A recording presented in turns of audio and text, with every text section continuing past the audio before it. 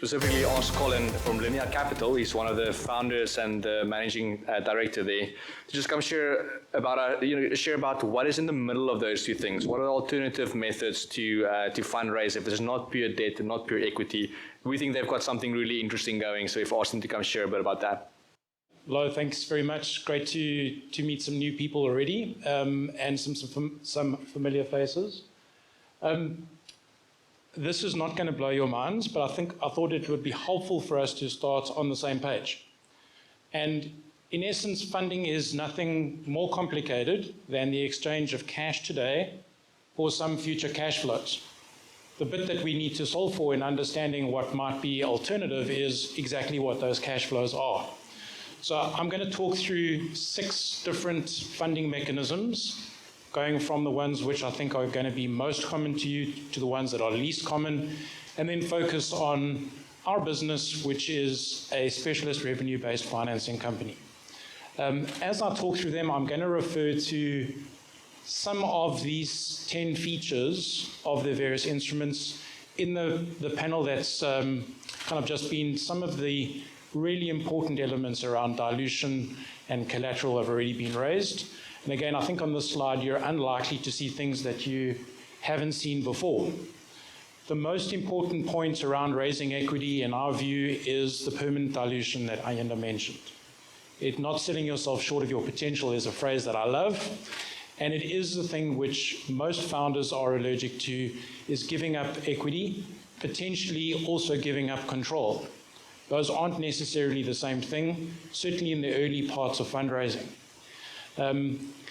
But the benefit of raising equity is clearly that you have no immediate obligation to service that funding or to repay it.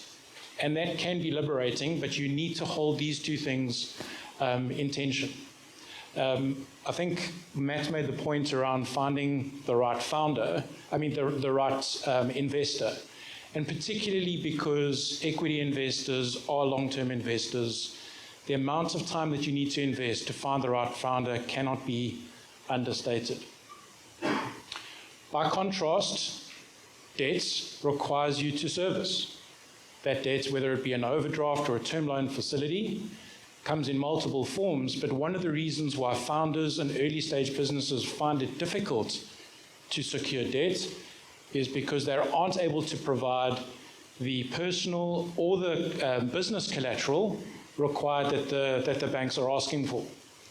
I think that's one of the main reasons why we've seen an increase in the number of specialist lenders and NBFIs, or non-bank financial institutions, and our view is that that's probably likely to continue in the years ahead.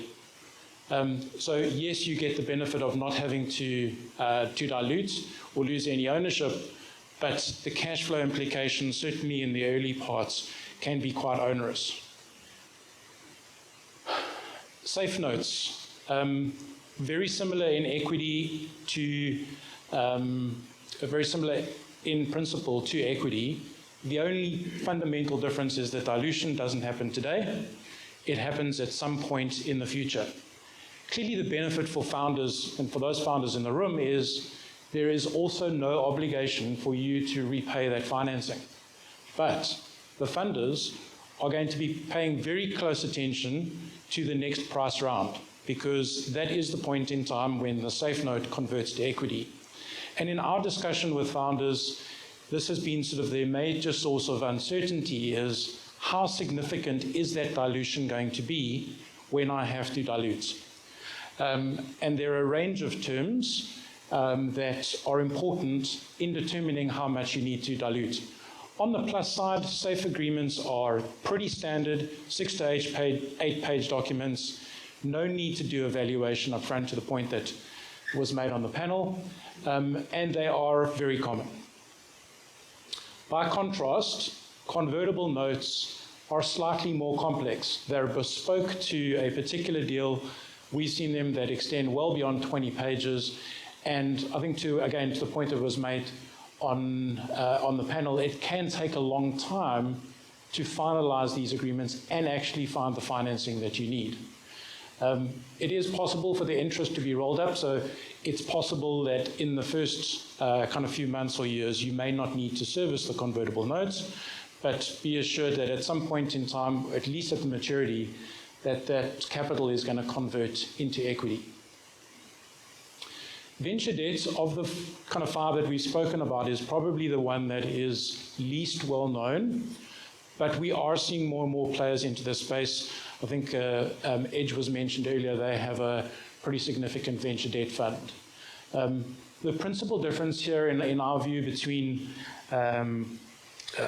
venture debt and convertibles is that there is a requirement from day one to service that debt.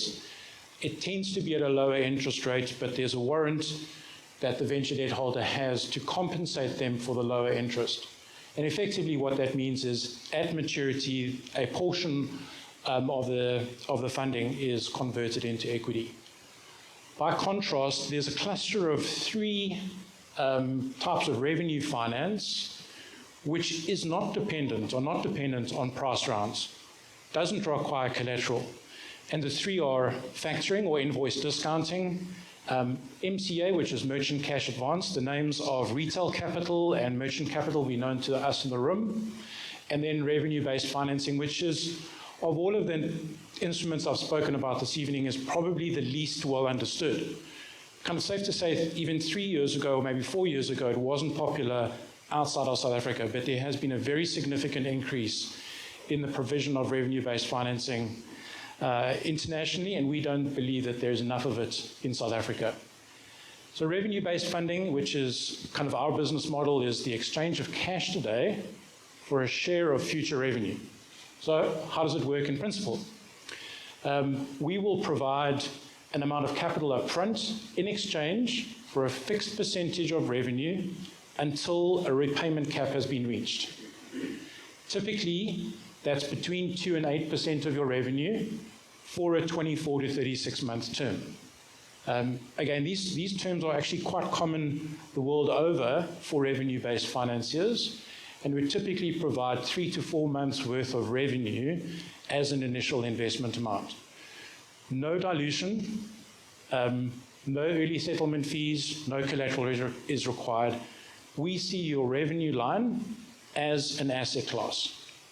It's, we often speak, Julia and myself, our co-founder, say that the best form of funding is revenue. Revenue-based financing is a fantastic way to leverage that. One of the beauties of revenue-based financing is that the repayments follow your revenue line. So in months or for seasonal businesses, as revenue declines, so your repayments do, and vice versa. Not all businesses are suitable for revenue-based financing. Clearly, because the repayments are linked to your revenue line, there needs to be revenue. And so we look for businesses that are post-revenue and post-product market fit. Not going to spend a lot of time on the other features, but to say that we're deeply passionate about supporting previously disadvantaged founders and female founders in South Africa. Not only is it important for you to find the right type of financing, and we're by no means anti-debt or anti-equity, we're just pro-founders. We believe that there's the right type of capital for each point in your growth cycle.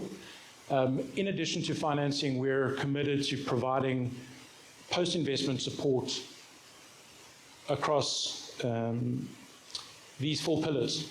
And the reason we do it is very simple. Healthier businesses are better for the economy. It reduces our investment risk, where we're deeply passionate about leaving businesses to the best of our capabilities in a better position than we initially met them. I really have raced through kind of these 8 or 10 slides. Please grab me kind of at the drinks break or afterwards if you've got any questions, if I perhaps didn't explain anything particularly well, but Lo, thanks again for the opportunity. It was kind of great to share a little bit of the story with you.